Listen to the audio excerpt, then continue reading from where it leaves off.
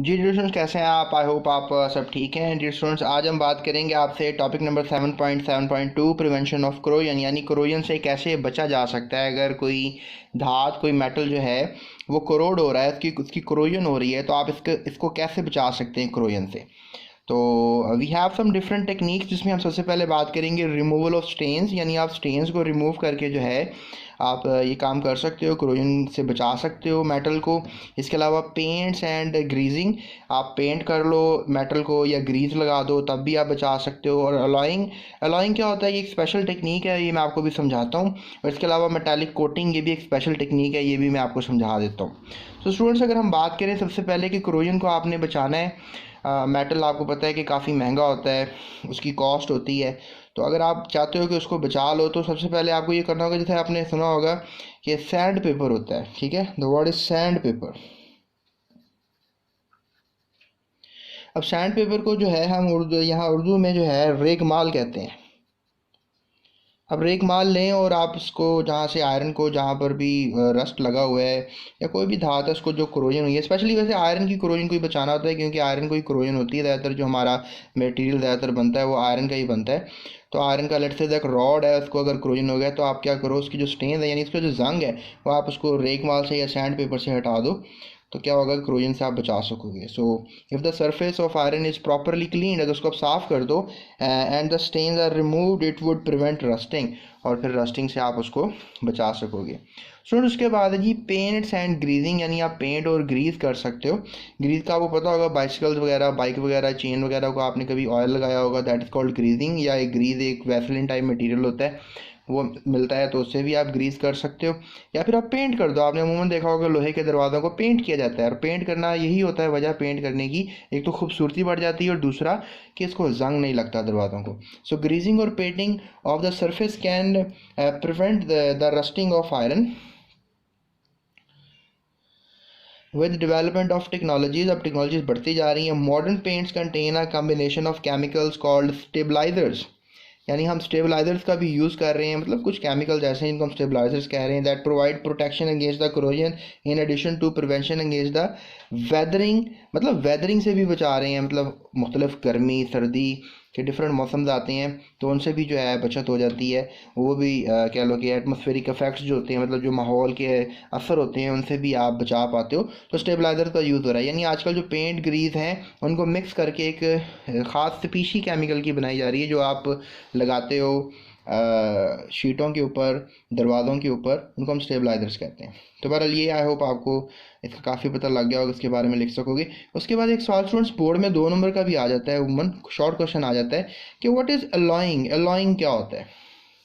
तो students, alloying क्या होता है? It's a homogeneous mixture. आपको मैं ये बताता चलूँ कि अगर लेट्स से 2 मेटल्स हैं, लेट्स से दैट आपके पास आयरन है, आयरन के साथ आपने क्रोमियम को ऐड कर दिया, टंगस्टन को ऐड कर दिया और निकल को ऐड कर दिया। ये आपके पास कितनी धातु हो गई? 4 धातु हो गई।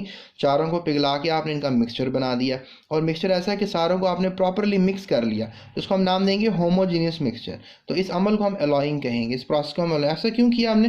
क्योंकि आयरन की ज़्यादा मकदार लेंगे इसमें, इस मिक्सचर में सॉल्वेंट जो है वो आयरन होगा, तो लिहाजा हम ये कह सकते हैं कि सॉल्यूट के तौर पे ये 3 है, लेकिन सॉल्वेंट आयरन है, तो अब आयरन को रस्ट नहीं लगेगा, तो लिहाजा आयरन जो है वो रस्टिंग से क्या हो जाएगा? प्रिवेंट हो जाएगा। सो स्टूडेंट्स, ये होता है कि मतलब ये ज़रूरी नहीं होता कि सारे मेटल्स ही आप डालोगे तो अलॉय बनेगा। आप समटाइम्स जो है जैसे समटाइम्स क्या होता है कि कार्बन डाल दिया जाता है एज आ इम्प्योरिटी, तो आप कार्बन भी डाल सकते हो, यानी नॉन मेटल्स का एडिशन कर भी सकते हो। लेकिन अमूमन जो अच्छा अलॉय होता है उसमें अमूमन सारी धातें ही होती हैं। लेकिन जैसे स्टील बन गया है, लेट्स से दैट ये स्टील बन गया है, और स्टील क्या है? एक अलॉय है। लेकिन स्टील की भी क्वालिटीज़ होती हैं, मतलब उसमें अगर हम नॉन मेटालिक इम्प्योरिटीज़ डालेंगे तो स्टील फिर जो है वो थोड़ा सा लो क्वालिटी का हो जाएगा। तो अमूमन बहुत से मुख्तलिफ़ किस्म के स्टील जो हैं वो मार्केट में अवेलेबल है, लेकिन अच्छा स्टील जो है उसका कम्बिनेशन मैंने आपको बताया। तो इस प्रोसेस को हम अलॉइंग कहते हैं। मतलब क्यों कर रहे हैं मैंने बता दिया कि आयरन को प्रोटेक्ट करने के लिए ये काम किया जा रहा है। So alloying of iron with other metals has proved to be very successful. और अभी ये डेफिनेटली इस अमल को देखा गया है कि मतलब स्टील की उम्र जो है वो 100 साल के बाद भी ख़राब नहीं हो रहा, जबकि आयरन जो है वो 10-5 साल में बिल्कुल नकारा होता जा रहा है। तो इसलिए जो है अलॉइंग का फ़ायदा बहुत भरपूर अंदाज में देखा गया है रस्टिंग के ख़िलाफ़, लिहाजा रस्ट नहीं लगता। So the best example of alloying is the stainless steel. आपकी जो घर में छुरी है जिससे आप सेब काटते हो, तो आप देखो उसकी कभी अगर अच्छी क्वालिटी होगी तो उन्होंने लिखा होता है उसके ऊपर स्टेनलेस स्टील, यानी कि स्टेन नहीं लगता, यानी कि रस्ट नहीं लगता उसको। So which is a good combination of iron, chromium, nickel. और आखिर में इन्होंने ये बात कर भी दी है, राइट। आयरन का सिंबल क्या है Fe, क्रोमियम का क्या सिंबल है Cr, और निकल का क्या सिंबल है Ni।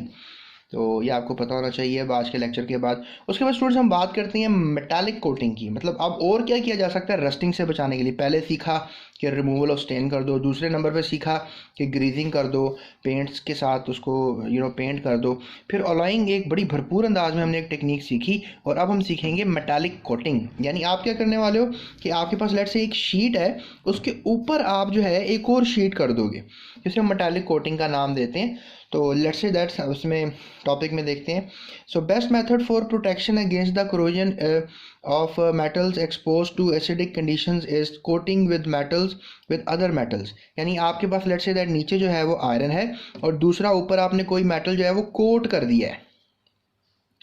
तो ये ऐसे होता है कि मतलब एसिडिक कंडीशंस हैं कुछ, उसमें आप चाह रहे हो कि यार ये जो आयरन है ये ख़राब ना हो, इसकी लाइफ कम ना हो, तो आप उसको फिर कोट कर रहे हो, मतलब कोटिंग कर रहे हो। और स्पेशली आप ऊपर धात की कोटिंग कर रहे हो, मेटल की कोटिंग कर रहे हो। मतलब कौन कौन से मेटल हो सकते हैं उनमें आप जिंक की कोटिंग कर दो, ज़बरदस्त है। टिन की कर दो, क्रोमियम की कर दो। सबसे ज़्यादा लोग जो हैं जिंक को प्रेफर करते हैं और इस अमल को गैल्वनाइजेशन कहते हैं। तो स्टूडेंट्स ये हम आगे पढ़ेंगे भी, जिंक कोटिंग। और आपको नज़र आ भी रहा होगा गैल्वनाइजिंग, ये बोर्ड में 2 नंबर का सवाल आता है, लेकिन ये मेरा नेक्स्ट लेक्चर होगा, उसमें मैं आपको एक्सप्लेन करूँगा। लेकिन अभी जो मैं आपको एक्सप्लेन कर रहा हूँ वो यही है कि corrosion resistance metal like zinc, tin, chromium जो है ये कोटेड हो जाते हैं सरफेस ऑफ द आयरन के साथ to protect it from the corrosion, और उसको क्रोजन से बचा रहे होते हैं। So it is the most widely applied technique in food industry.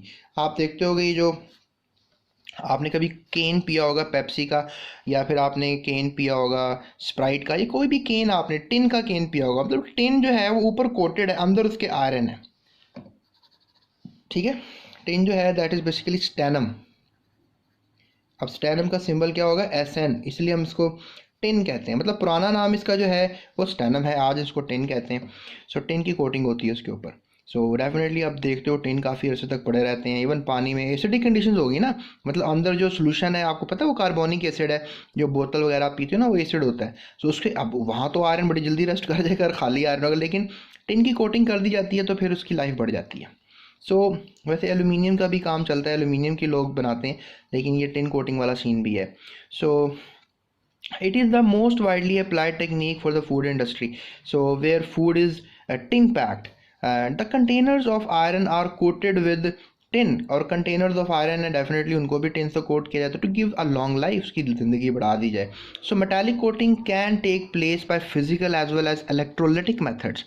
Students, metallic coating जो है ना, जो मतलब टेक्निक हम जो पढ़ रहे हैं उसके 2 तरीके हैं। मतलब फिजिकल तरीके से भी कर सकते हो मेटालिक कोटिंग, और एक चैप्टर पढ़ रहे हो आप इलेक्ट्रोकेमिस्ट्री, तो उसमें इलेक्ट्रोलिटिक मेथड का भी इस्तेमाल कर सकते हो। अब सोच रहे हो कि सर ये फिजिकल मेथड्स कैसे की जाती हैं, इलेक्ट्रोलिटिक मेथड का कैसे इस्तेमाल किया जाता है। तो बहरहाल स्टूडेंट्स है, ये तो इंडस्ट्री में जाके बड़ा ज़बरदस्त तरीके से समझ में आती है बात। लेकिन अभी ये है कि मतलब आप बिजली के इस्तेमाल किए बगैर अगर कोटिंग कर रहे हो तो समझ लो फिजिकल मेथड है। अगर बिजली का इस्तेमाल करके कोटिंग कर रहे हो तो इलेक्ट्रोलिटिक मेथड है। बहरहाल ये मैं आपको अब अगले अपने लेक्चर्स में समझाऊंगा फिजिकल मेथड्स, ठीक है। फिजिकल मेथड्स में आपको समझाऊंगा, और फिर ये जो इलेक्ट्रोलिटिक मेथड्स हैं ये उनसे नेक्स्ट लेक्चर्स में आपको मैं समझाऊंगा।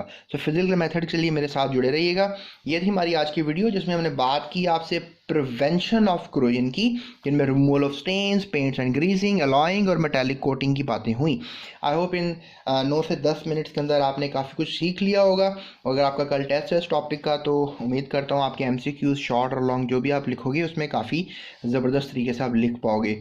स्टूडेंट्स, सबसे बड़ी हेल्प तो ये है कि अगर आप ये मेरी वीडियो अपने दोस्तों के साथ शेयर करो, उनको बताओ मेरे बारे में, इस चैनल के बारे में, तो that will be for more good.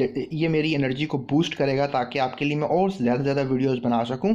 सो इसके अलावा अगर आपको कोई सजेशन देना है तो अभी आप कमेंट ज़रूर करना, और मेरे चैनल को सब्सक्राइब किए बगैर आप लोगों ने नहीं जाना है, राइट।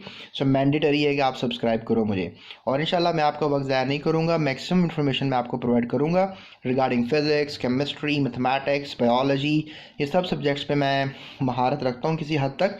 तो इंशाल्लाह मैं आपको इसमें ज़रूर हेल्प करूँगा, और मैं कोशिश करता हूँ कोई गलती ना करूँ, जो भी मैं आपको बात करता हूँ ऑथेंटिक और ठीक बात करूँ, ताकि किसी किस्म की गलती जो है सामने ना आए और आपको प्रॉब्लम ना हो। सो आप बेफिक्र होकर मेरी वीडियोस देख सकते हो, जो कि गलती के बगैर या मिनिमल गलतियों के साथ, या कह लें 0% गलतियों के साथ होती हैं। So that's it students. अपना ख्याल रखना है, सबसे बढ़कर दूसरों का भी ख्याल रखना है, और मैं भी कोशिश करता हूँ दूसरों का ख्याल रखूँ जैसे कि मैं आपका रख रहा हूँ।